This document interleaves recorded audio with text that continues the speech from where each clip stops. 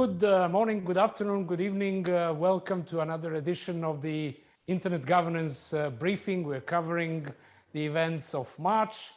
As always, for those of you that are newcomers, let me just briefly present what the outline of this event will be. We'll first look into the three main trends of the previous month. Then we'll look into the events that are coming next month in April. We'll certainly underline some interesting things that you can expect from our side, from Diplo and the GIP. And at the end, we'll wrap up everything with a tour around the globe of brief updates, what's happening around different regions around the world. Couple of technical elements to have in mind. First one, because of the technical setup that we are making here and experimenting a little bit, we encourage you to stay on this speaker view in Zoom, because it will be maybe a nicer view for all of you. Secondly, the chat will be, and we hopefully be very active. Feel free to use the chat to the maximum potential. My colleague Sonia Su is there, who will be a moderator of the chat. She'll try to nudge you and provoke you a little bit. She will also feed all of your comments and questions and inputs from the chat into our discussion today. Behind the preparations for today's meeting and also taking part in parts of these meetings are my colleagues from Diplo, Andriana, Stephanie, Katarina, Marco will be in Geneva, Jovan will probably jump in at some point, and many, many others in behind the scenes that you can't see. And it's my particular pleasure to welcome a distinguished guest for this meeting, for this briefing. It's Ambassador Jurg Lauber, who's well, now the former chair of the UN Open-Ended Working Group related to cybersecurity, cyber stability, as you wish. We'll get back to him and this topic in just a minute. And as I mentioned, we are starting with the trends of the month. So firstly, we'll cover the three trends of the month. Briefly, they are cyber diplomacy negotiations, cybersecurity negotiations. There is a sort of a highlight. The second one is tech sovereignty. So it's again back on the table, how the states and also the companies are dealing with sovereignty online. And the third, which has been buzzing around the news for quite some time, is the vaccine digital passports. And generally, it is a year after we started with the lockdowns around the world and the COVID started. So it would be interesting to review some of the trends related to COVID-19 technology or technology for combating that. Let us move to the first trend, which is related to cybersecurity negotiations. And before introducing our guest and passing the floor to him, I'll just briefly give a broader context. The main development of the month certainly is the final report, which was adopted by United Nations, or the states of the United Nations, with a consensus related to cybersecurity, to global cybersecurity within the Open-Ended Working Group of the United Nations. We'll hear a little bit about that very soon, but it's not only about this important development. We have been in Diplo following the Open-Ended Working Group negotiations and generally the group of governmental experts and all these negotiations about global cybersecurity for now years already. We underline this cyber diplomacy in action as a trend, because this is not the only thing that happened this month. We've also seen the continuation of the discussion within the OSCE, the European group of countries, which includes also US and Russia as members, follow-up discussions on implementation of confidence building measures. And there is a feeling within that group that the success of the Open-Ended Working Group, the positive atmosphere, in spite of all the global tensions, somehow spill over to the OSCE negotiations, and we hope that this positive energy will spill over to other negotiations. At the same time, we've seen the cooperation between the US, Australia, Japan, and India, the Quad. We'll hear a little bit more about that afterwards, including on establishing a sort of a special working group on new technologies and so on. In the meantime, we also have the Paris Call for Stability of Cyberspace, which is launching its working groups. So things are moving. But let's be honest, this all works against a sort of a backdrop of increased risks and tensions. We've been reporting on SolarWinds in the previous months. This month, we have also seen the exploitation of the vulnerability, a very dangerous one in the Microsoft Exchange servers around the world, again, attributed to some of the countries. And we also read about possible intention of the US to strike back against Russia in sort of a retaliation to the SolarWinds attack. So things are also very tense at the same time. And I'll stop there. I'll get back to the positive side and the open-ended working group and the results. And again, it's my pleasure to welcome Ambassador Jurg Lauber. Ambassador was the chair of the open-ended working group. Now, Ambassador, first of all, welcome and thank you so much for your time today. Among the people following the IG briefing are not necessarily only the people that have been following in details these cybersecurity negotiations. So I'll start with a simple question. What happened and why is that relevant for all of us? And then we'll certainly have more questions for you. Ambassador. Thank you so much, Vladimir. Thank you, People Foundation, for having me. It seems like a simple question, but it took 2 years. So it's maybe, if I may, try to summarize what happened in a few minutes. Also, maybe to recall where it came from. Cybersecurity is a term that is still used in many contexts.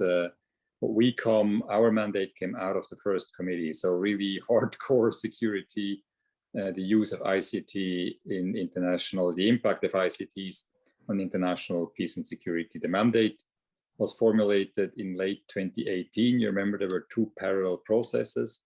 Another GGE, group of governmental experts, number 6. We've had 5 before.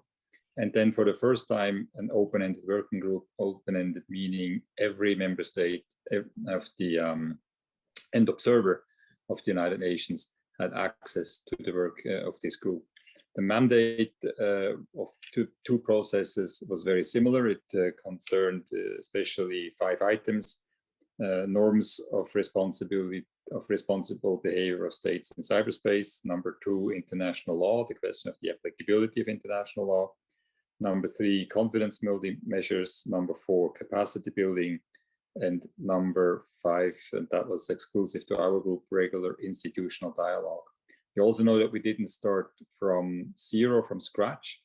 In fact, the previous GGEs had built up a whole compendium, a framework, an acquis of norms, or a normative acquis concerning the issue, the impact of ICTs in peace and security, consisting of a common understanding of the applicability of international law, of a set of 11 norms for responsible state behavior, and also a common understanding on the importance of confidence building measures.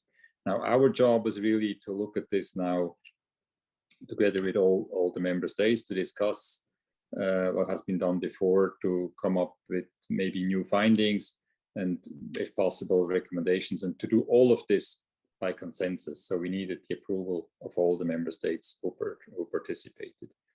Maybe a few words on the challenges we faced, and then a few words on the results we came up with. Some of the challenges you mentioned, the overall environment for discussions on cyber technology is, on the one hand, getting more and more excited.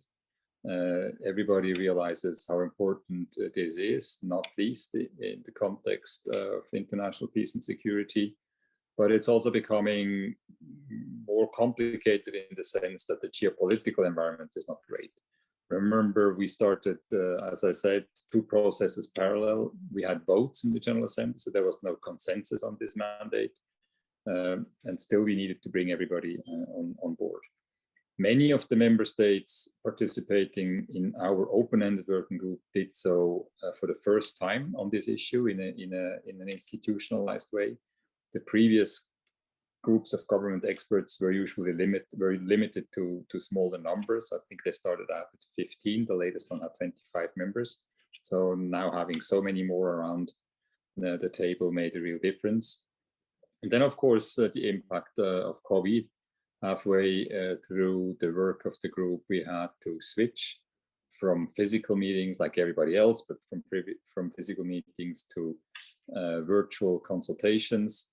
and the whole process was delayed. And the way we met actually 2 weeks ago now in New York was by itself quite something. You know, we have a mix between hybrid and virtual meetings. A year ago, or actually even before the meeting, I was very doubtful that this would work. But you know, we all made a lot of progress. We got used to new instruments, to new platforms, and we actually came up with the result. So what's the outcome? I think the outcome is significant in terms of substance, but also in terms of what kind of process we were able to construct and to go through. Substance-wise, on first sight, it may not seem that much. The most essential, maybe the most important outcome was that we were able to reconfirm that our key I mentioned that had been established by the GGs in the past, but now in this much broader framework of all member states.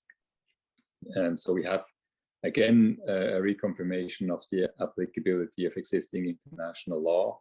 We have the reconfirmation of these 11 norms, and we have a reconfirmation of the importance of CBMs. And we also want to come back to that. We're talking a lot about technical cooperation, capacity building. In addition to the reconfirmation of what had been there before, we added some new elements. There was a new, let's say, actualized understanding of the existing threat framework, what's out there in terms of development, cyber technology being a threat, or possible, a potential threat to international peace and security. In particular, the reference to attacks against healthcare, medical facilities that many countries experienced during the COVID was mentioned. We had a reference into the potential devastating humanitarian consequences of cyber attacks, which is an indirect confirmation of the importance of international humanitarian law. These are new elements we were able to come together on in addition to the acquis. There's a reference in the report on a survey. There was an Australian-Mexican proposal to serve for national surveys on the implementation of international law, because in the discussion, many delegations made the point that implementation of existing international law is of key importance. We have several references in the report on the importance of including stakeholders. And I come back to that when I speak about the process. Again, the report underlines the importance of confidence building measures. In this context, it also contains some very specific proposals how to make better use of models that worked in the past. The report, for instance, suggests the creation of national focal points, national points of contacts that would make it easier to exchange information, experience among member states about what kind of confidence building measures work. And there is a lot of talk, and that's probably the strongest part in the report, about capacity building, realizing that making national cyber capacities stronger, protect them better against attacks is probably, from a prevention point of view, the best, most important measure. In terms of regular institutional dialogue, the report makes reference to the new open-ended working group. The General Assembly of the UN already decided to continue the open-ended working group format for another 5 years. Plus, it also makes reference to a French-Brazilian proposal for a program of action.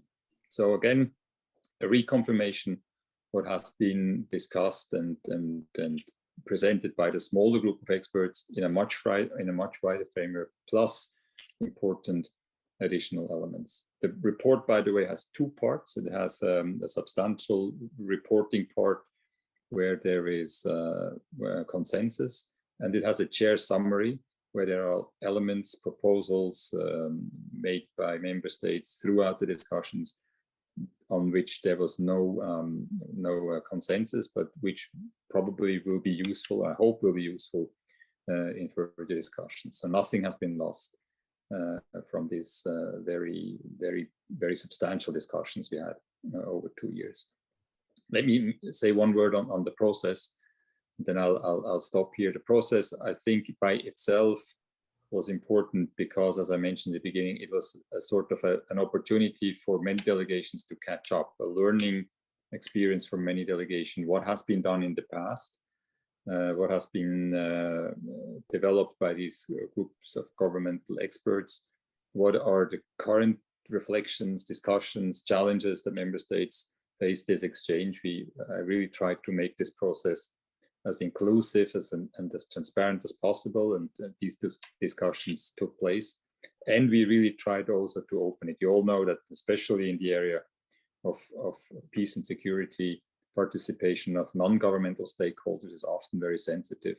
But I think we succeeded in making some progress there, having dedicated meetings, exchanges, but also keeping the rest of the process very transparent, not least through the website of the Open-Ended Working Group, where at any moment you could find any positions and contributions and statements of member states. So I think it's an important success. It's the first time since 2015 that member states of the UN were able to agree on something related to the issue of impact of ICTs on peace and security. And I really hope it will turn out to be also an accelerator, catalyst for future discussions, because, as you know better than I do, that challenges, the risks are enormous, and we need to address it. We need to address it together. Thank you very much for the opportunity. Thank you, Ambassador. I think you explained quite well why many consider this as a landmark. Not only it is the first one as a consensus after 6 years, it is reconfirming the previous agreements, but it's also adding layers of even if small bits of improvements. I think one of the improvements that you also mentioned is actually this not only inclusiveness of all the states, so going beyond the closed club that the GG usually is, which has its merits as well, but extending to other stakeholders, which I bet was quite a challenge for you to handle with all the stakeholders and states. I have one question I'll ask everyone to, in the meantime, use the chat to the maximum. I'll come back to Sonia with a summary and maybe questions from the chat in a minute, but I do want to use an opportunity to ask you one follow-up question that I know many people that are not necessarily involved in negotiations and following that closely is of interest. It is, what is the meaning, what is the effect of this as a piece of paper, as some would say? So yeah, we have another sort of agreements, but how do we go ahead from that? How do we go towards implementation, or what is the risk of this staying as just a piece of paper, and how do we go ahead?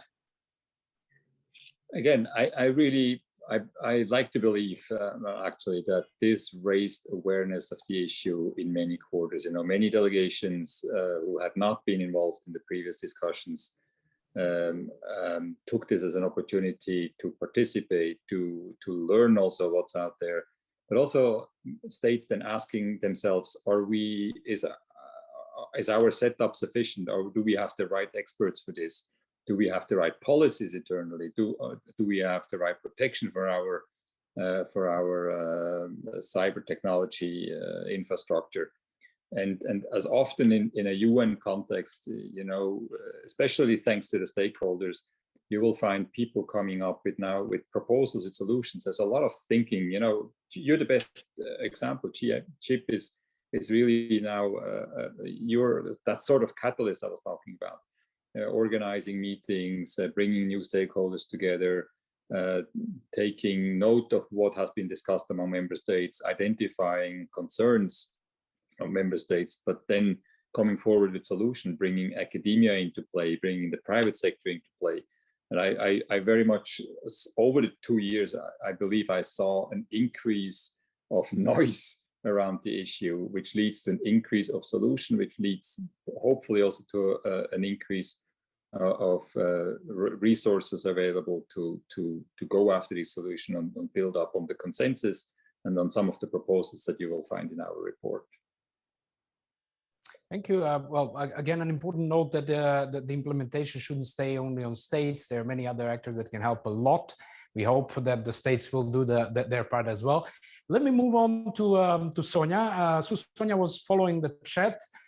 Sonia, I guess this topic is quite interesting for everyone. I don't know whether there are some interesting inputs and questions, Sonia.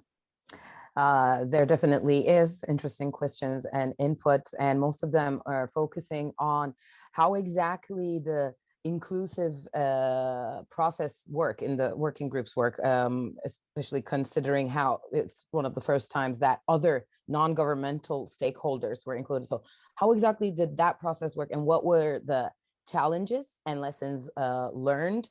And also the consensus on this final report, it reaffirms the importance of existing international guidelines and laws. So does this mean there's no need for a new digital convention? Would this be how you would interpret it? And finally, do you think, is there a potential to develop a new and more detailed norms to implement the existing norms on responsible state behavior in cyberspace? Ambassador, quite some questions. I'll leave it to you. Take your time. We still have time. Thank you very much. We have a few more minutes. Yeah. On inclusivity, there were two aspects to that. First of all, I tried when I was still in New York, this started when I was still in New York, to reach out to member states and groups of member states that were traditionally not so much involved in the previous expert groups, in the previous processes. And so I made an active effort to go reach out to them, motivate them to participate in our meetings. And in fact, in the first two meetings, the first two sessions of the working group out of three, they took place in New York in a traditional physical form before COVID hit. And we didn't have 193 delegations in the room, but we maybe have had half, or probably more than half, because we had more than 70 delegations taking the floor, which is quite a lot, including group statements from like CARICOM, from Pacific Island Forum, etc. So that's one track, the member states.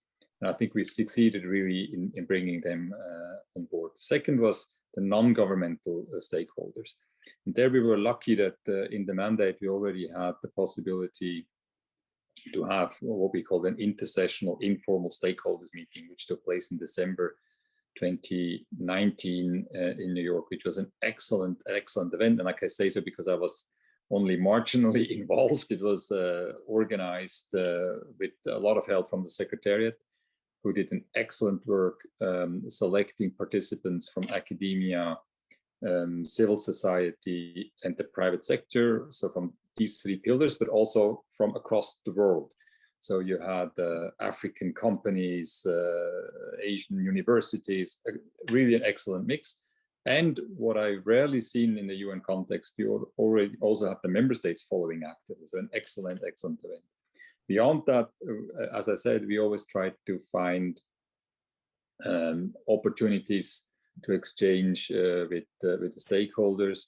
Not all the member states are too keen about that, but I made myself available to stakeholder events. I encouraged the dialogue between stakeholders and member states.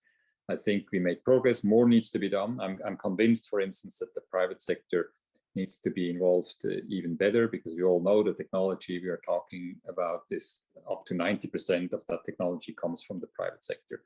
So I don't see sustainable, really good solutions to technical issues without them being involved. Is the need for a new convention? You know, this discussion is a very, very heated one, or a very intense one.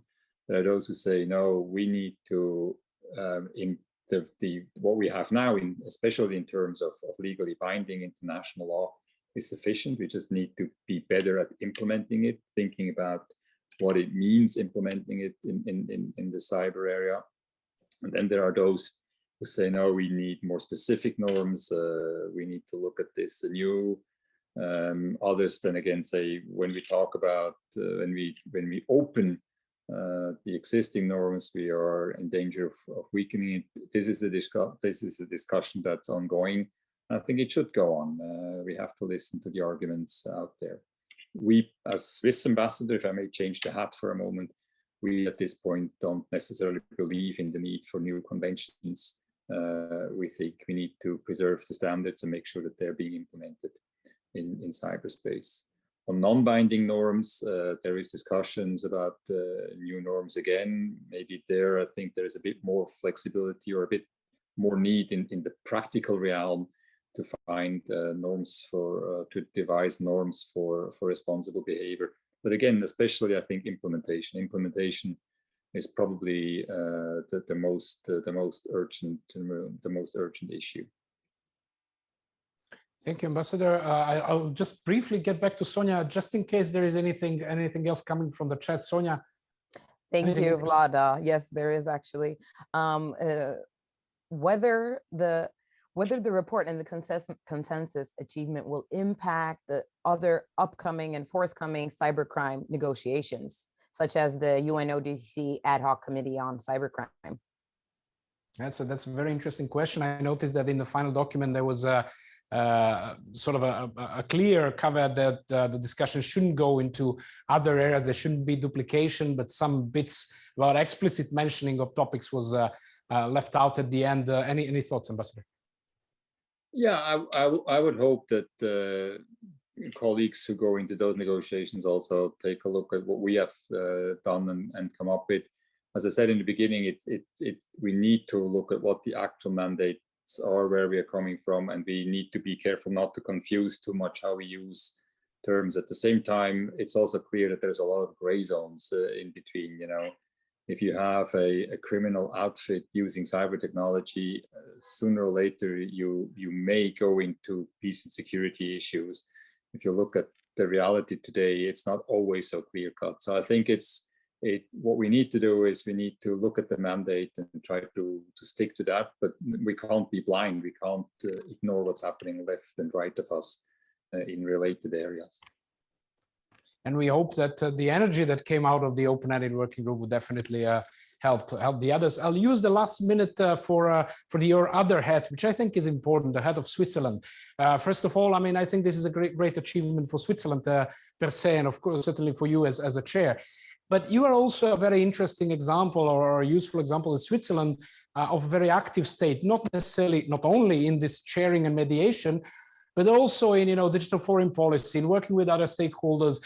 What sort of a tip you might give, or I don't know, even an advice to other states? What should be the main steps the states should be taking in future in this regard? I feel that we need to work together, really. That's the key. I mean, we need on a national level, we need to probably make assessments on where we are development-wise, how safe is our infrastructure, what do we need to protect it better. But then very quickly, these things, as many other issues, are transported. They can't be looked at the national level only. So I think we need to reach out to others and exchange experiences, look at for common solutions. And there, I really want to take my hat as a Swiss ambassador in Geneva in particular. I think in Geneva, what we've seen, and you know this better than I do, what we've seen developing over the last few years is a very rich biotope of organizations, state-driven, completely private, civil society, who are looking into this matter. And the more we work together with them, the more we sit together and look at what's happening, where are solutions being developed, where do we need cooperation, where do we need national contributions. I think that's the way to go about this. Excellent closing, I would say. Well, we could spend another 2 hours discussing this, and I'm sure we will have more opportunities. Thank you again for joining us today. Half an hour has flown away, and I hope we'll have another opportunity. And congratulations again for the great success. Always a pleasure. Can I just say one thing? This is, it's never one person. It's first of all, I had a fantastic team. Many of you know Lucas from their own mission here. We had awesome support from UNIDIR here in Geneva, great work with the Secretariat in New York. And then, of course, many delegations. I think that was the key, was that so many delegations, so many member countries realized we need to make progress. We need to come together on something. This is such an important and urgent issue. That was, in the end, decisive. Plus, again, support from stakeholders like yourself, coming up with ideas. So it's a huge collective effort. Thank you very much. And that is the cyber diplomacy in action. Many thanks again for joining us today.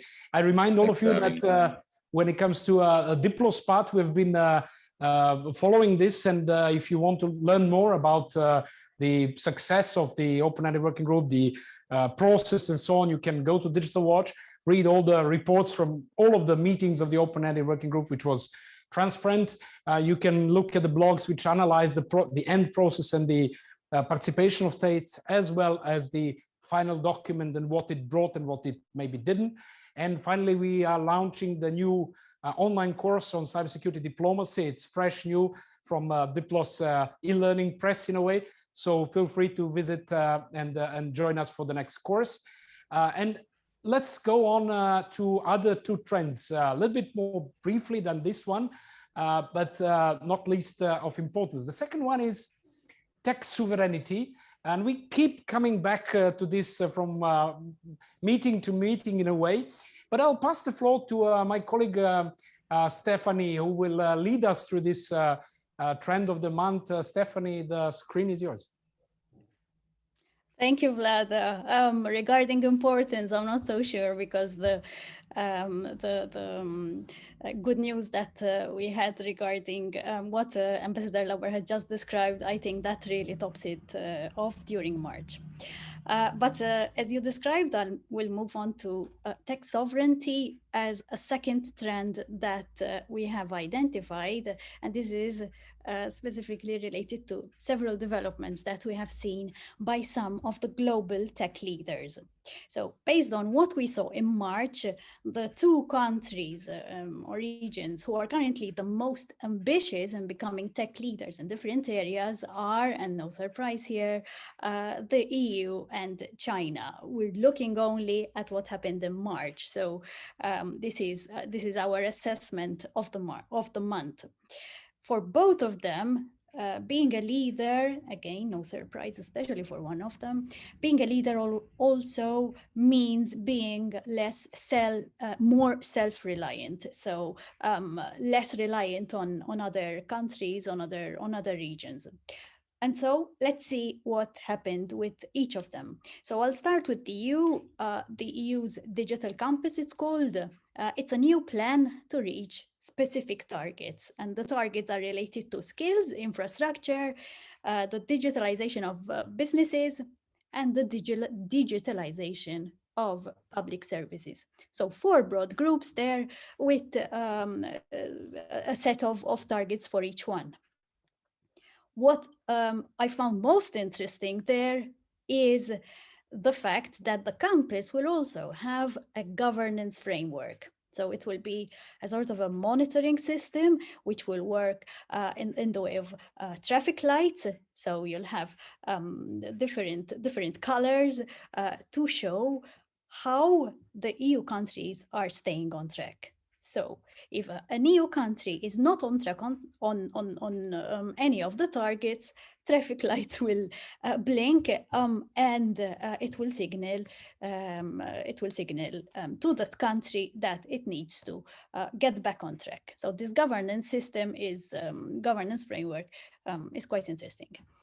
So that's the EU. So once again, specific targets which it wants to reach ASAP. Moving to China, it launched its next five-year plan with a strong focus on technology. The 5-year plan is not exclusively on technology, but is the country's priorities, but technology features a lot. And no surprise there, China reiterated its ambitions for frontier technology. So it lists some technology areas. Some of them fall squarely within what we understand by digital policy. Others are at the periphery. And what is interesting in China's plan, as I said, is that the country reiterates again the aim of becoming self-sufficient.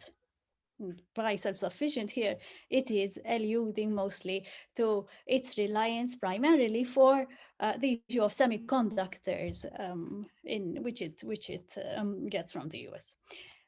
We'll continue to follow how these plans will be implemented and how other countries will react, and that's mostly the US. So what the US has in store, how is the new Biden administration tackling digital policy, and where is the race on different technological areas, where is it at? Back to you, Vlado. Thank you, Stephanie. Well, I think this will definitely be a longer term trend. It has been already in tracking how particularly US and China and EU in between them are managing these issues. I'll turn to Sonia to see if there are any questions, comments in the chat related to particularly this subject. Sonia. Right now, not about particularly this subject. Thanks.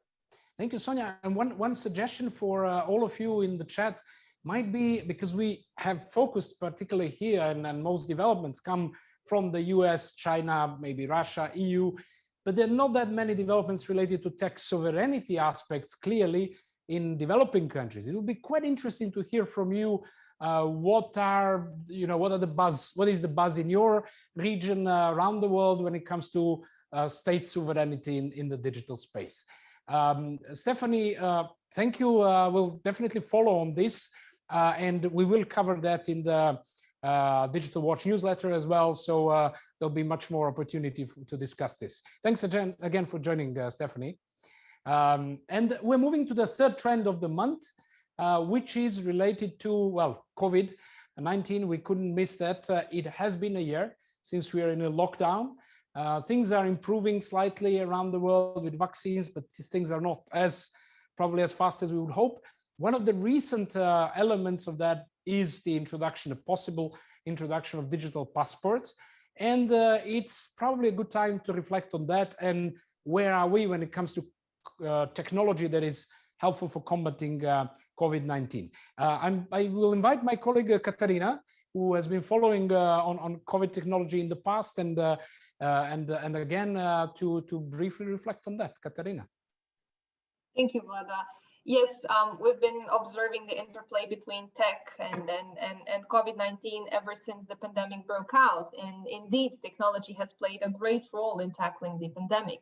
A number of tech companies and medical and scientific institutions worldwide have put their faith, particularly in AI, in an attempt to reduce the spread of COVID-19. AI has, for instance, also joined the quest for a vaccine. Other uses of technologies in tackling the impact of the pandemic include, for instance, the contact tracing apps, which gained in prominence last year. On the other hand, the impact of COVID-19 on technology has equally proved significant. One of the most obvious trends following the outbreak is the surge in teleworking and the rise in e-commerce. On the negative side, misinformation is rampant, and we have also witnessed the growth in online acts of hate speech, urging major tech companies to develop various tools to address false claims and virus-related conspiracy theories. But as you mentioned, nowadays a new trend is emerging and is related to the rise of vaccine passports. Now that vaccines have been developed, the digital health passports are being considered by some as an important tool to help countries lift international travel bans. For instance, the European Commission proposed to create a digital green certificate to facilitate safe movement inside the EU during the pandemic. And the certificate will be proof that a person has either been vaccinated against COVID-19 or received a negative test or even recovered from COVID-19. And similar initiatives have been launched at the country level too. According to Estonian Ministry of Social Affairs, for instance, the country will have a digital vaccine certificate ready by April. And Denmark also plans to use its Corona Pass vaccine passport domestically from Easter on. Israel, on the other hand, has already put in place such a thing.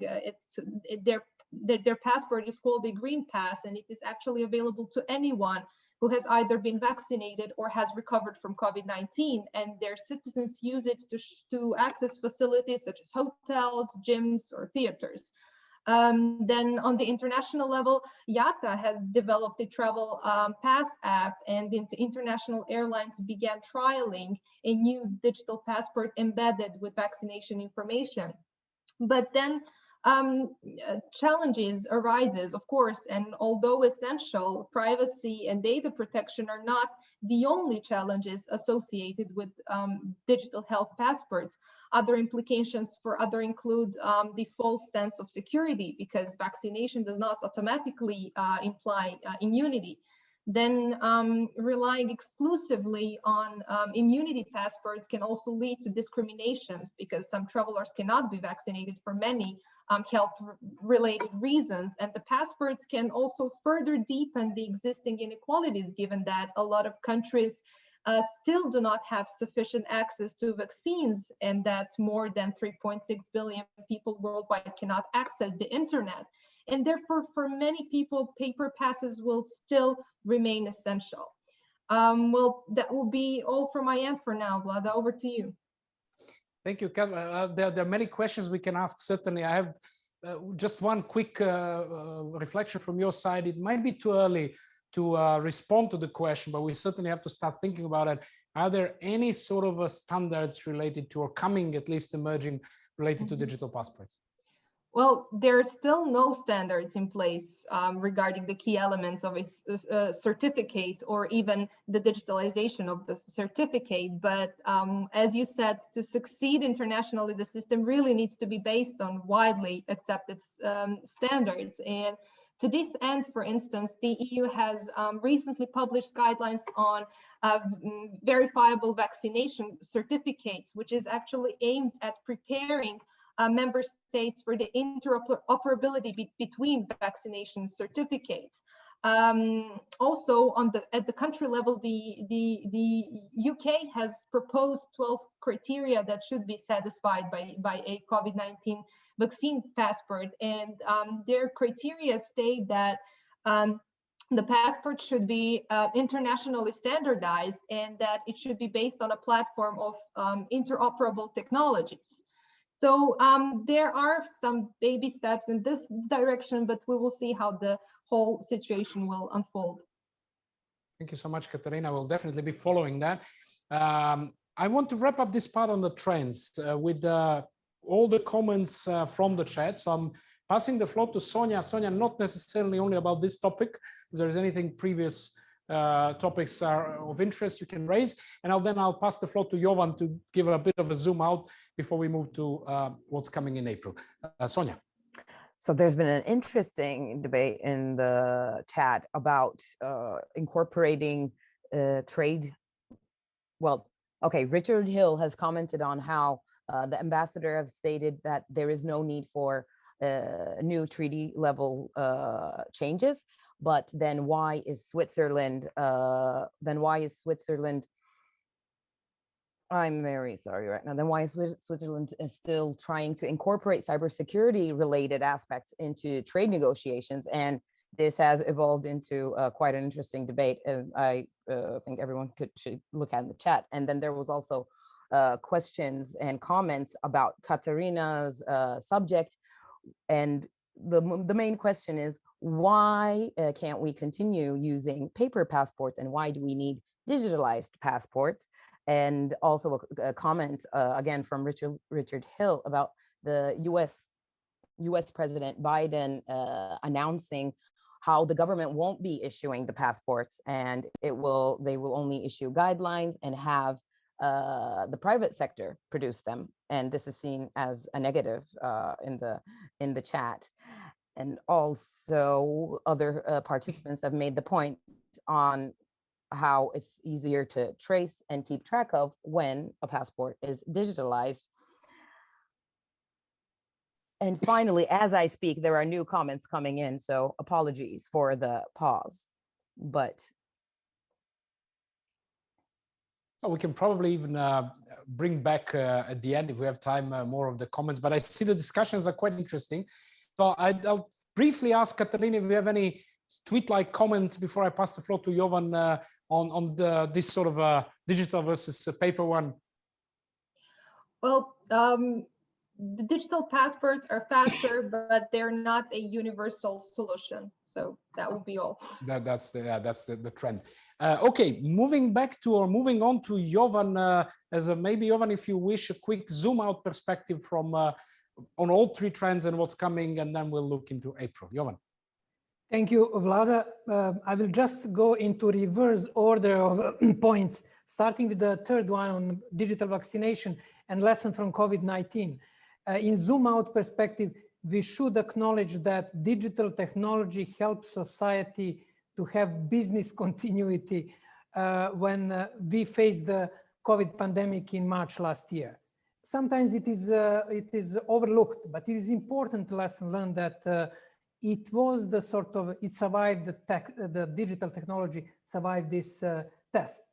On the second point on the tech sovereignty, the key issue for us will be to what extent states are ready to decouple themselves from the internet.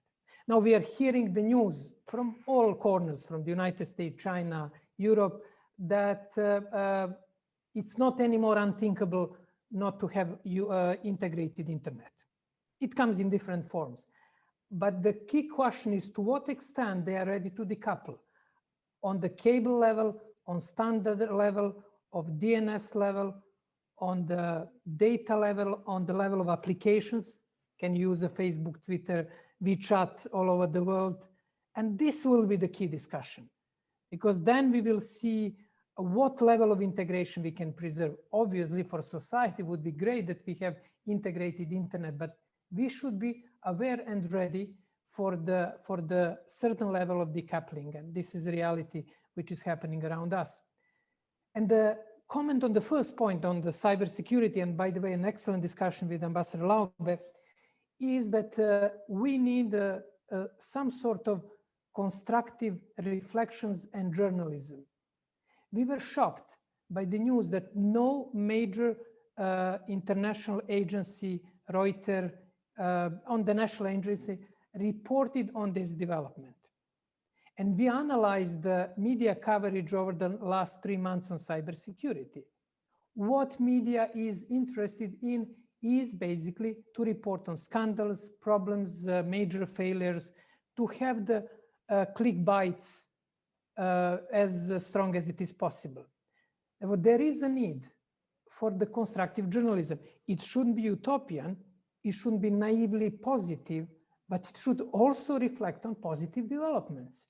And this is missing, and if we have colleagues from media in the audience today, it is a big call to act and to raise to your responsibility to inform the public properly, not only to increase, to look for to follow these news, which are probably media-wise sexier of the incidents, but also to report on the important developments.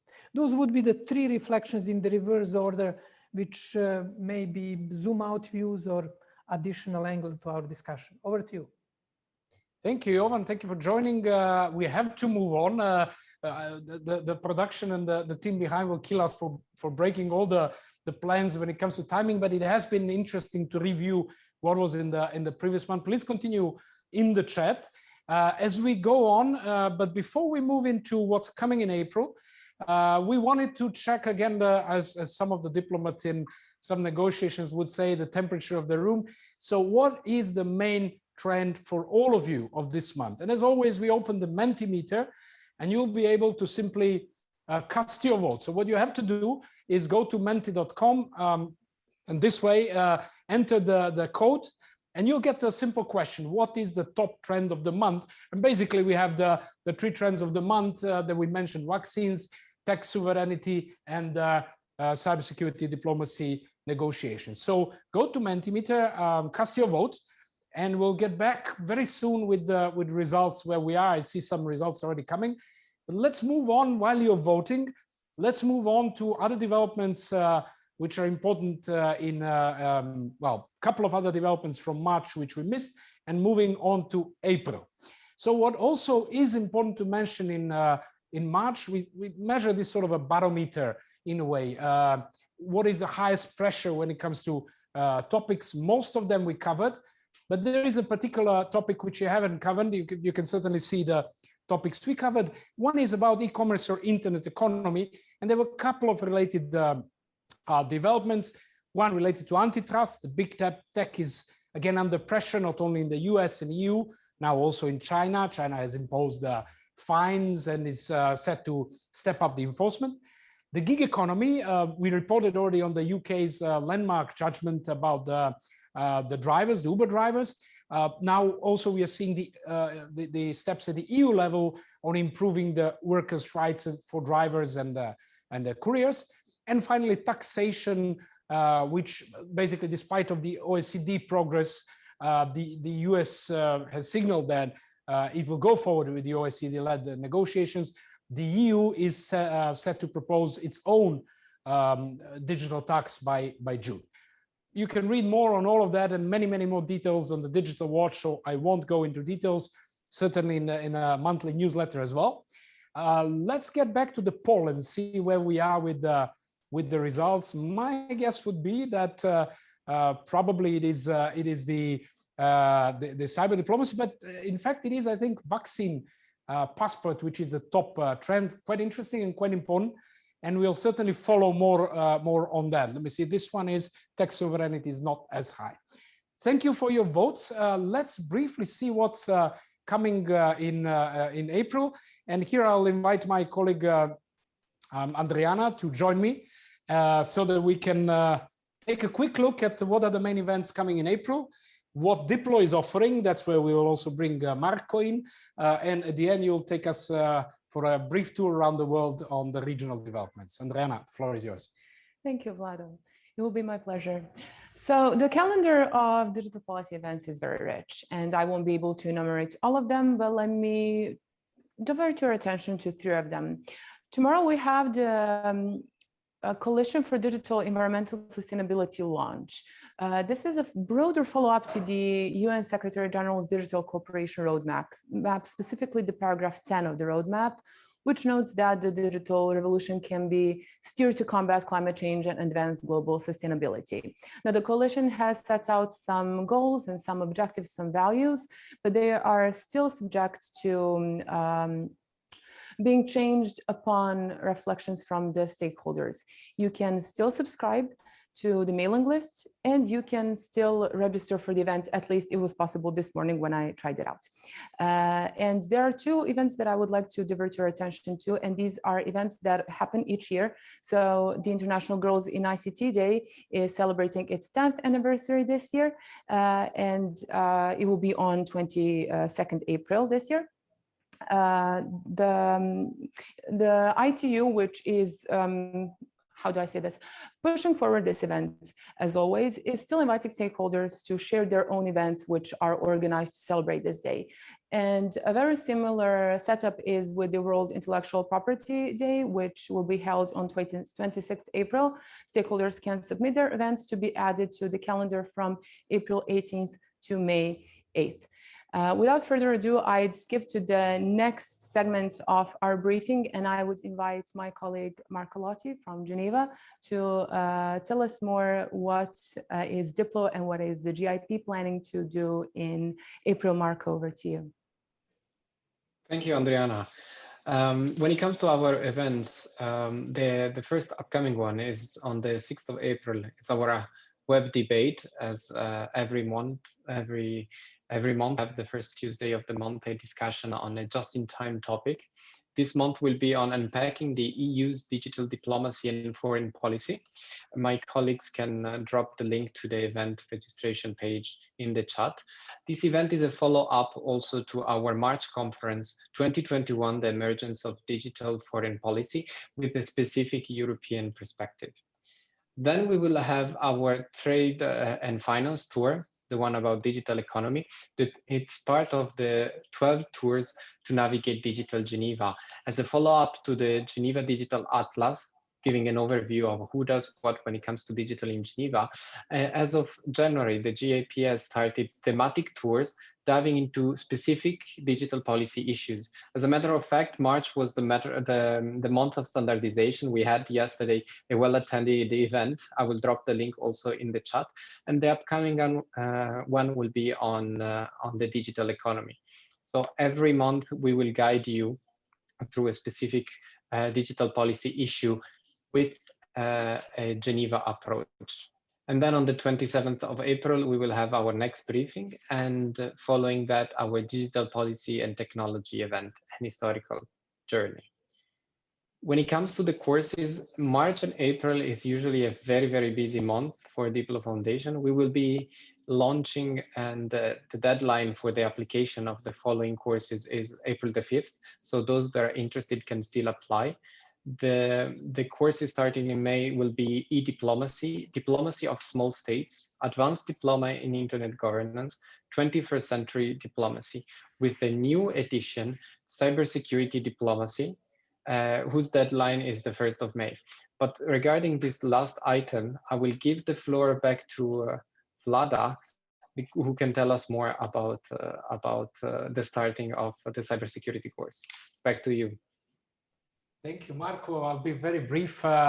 With the new cybersecurity course, well, many of you know that we have the regular online cybersecurity course, cybersecurity policy. It's much more overarching, covering the threats and the crime and the combating terrorism and cyber conflict, and as well as the national mechanisms and policies and such. This one is very focused on negotiations and everything there. Not only diplomats, but everyone who wants to follow the global cybersecurity negotiations, such as those within the Openended working group, but there are many others happening in the WTO, in other relations to commerce, and within the CERTs on the global level, and so on. I would encourage anyone who wants to follow to subscribe. It's a shorter course, more intensive, but very interactive and in the group. And I'm passing the floor to Andriana for the round around the world. Andriana. Thank you, Vlada. From Belgrade, we go to Asia, where we have Amrita Chowdhury waiting for us. Amrita will tell us about one trend in her region that was the most predominant one. And this month, it was China's tightening reins on big tech. Without any further ado, Amrita, over to you.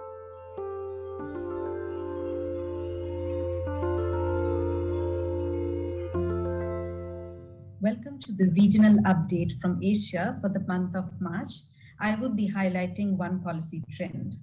Concerned with the growing market power of big tech companies such as Alibaba, Tencent, ByteDance, etc., the Chinese government is coming down heavily on them, including tightening regulations.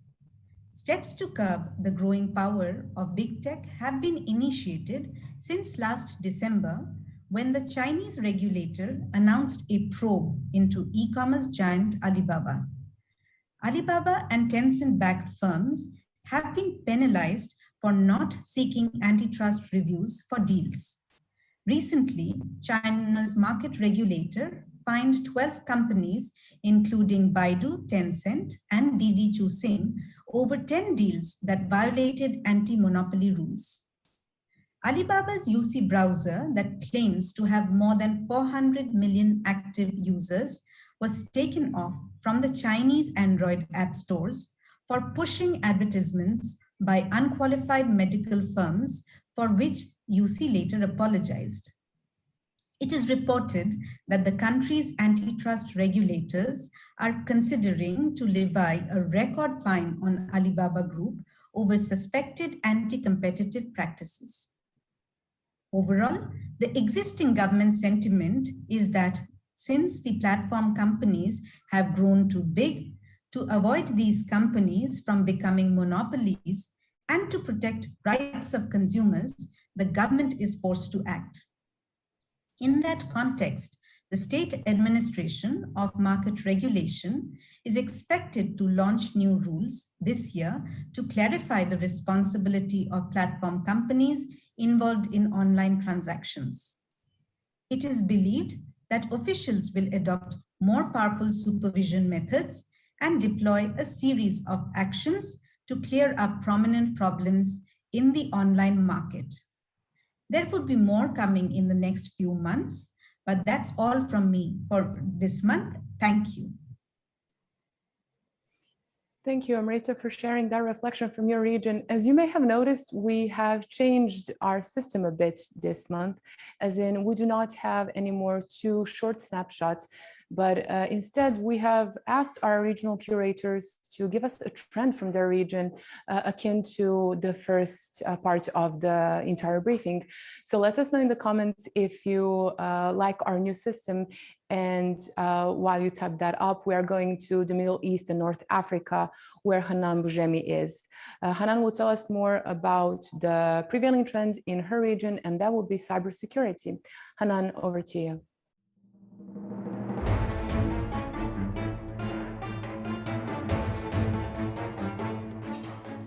And this is based on a survey of PwC, scanning through a number of CEOs of businesses in the Middle East, who stated that actually there is an increased threats when it comes to cybersecurity as an issue. So according to the survey, 59% of the CEOs in the MENA region aim to increase their investments in digital transformation in the next 3 years as a direct response to the impact of COVID-19. Obviously, there is a need to address cybersecurity threats vis-a-vis the business interests of these companies, and apparently resilience of the business is one of the prime concerns, and that's why more investments should go to preparing the infrastructure of these companies to be more cyber attack resilient.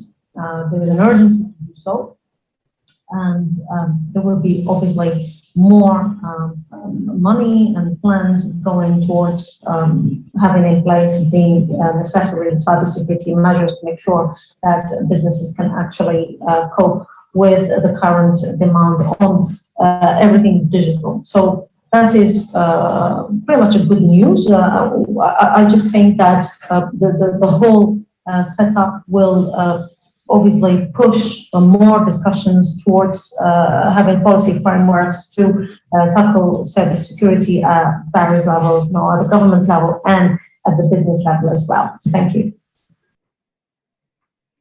Thank you, Hanan. And now we go to Grace Mutungu, who is waiting for us in Africa. Grace will tell us more about the internet access issues in the region. Over to you, Grace.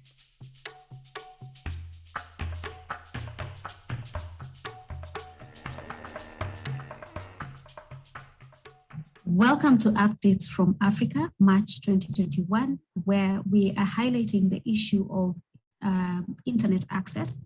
And internet access has become a big deal, especially with the COVID pandemic, where a lot of activities are taking place online. And the International Finance Corporation this month put out a blog post arguing for commercialization of national fiber. Now, Africa has about 1.1 million kilometers of fiber, of which half or about half are owned by government. And IFC found that the fiber that is owned by government is underutilized compared to the fiber that is owned or operated by private actors. Hence the argument for commercialization. And speaking of private actors, Kenyan mobile network operator Safaricom this month announced the rollout of 5G, and it will be the first in East Africa to start rolling out 5G. And it is doing this in conjunction with Huawei and Nokia technologies. It will start in Nairobi in Western Kenya, which is close to the border with Uganda. And also still in Kenya, global peering company, Afrix, also announced a deal with a Mombasa-based IXP. It's a peering deal, and this is meant, or this will see improvement of peering services around the East African region. And then a big announcement that was made by Pan-African telecommunications company, Liquid, is that they have completed a 2,600 kilometer high capacity cable that connects East to West Africa. The cable runs through Democratic Republic of Congo, DRC, and on one hand, it goes through Zambia, Zimbabwe, down to Cape Town, and on the other hand to East Africa, then up to Egypt. Thank you, Grace. And now we go to the last region for today, which will be Latin America and the Caribbean. Those of you who have followed our briefings before know that we used to cover only the Caribbean region, but now we have expanded the coverage. And we go to Ana Maria Correa, who will tell us more about 5G in the region. Ana, over to you.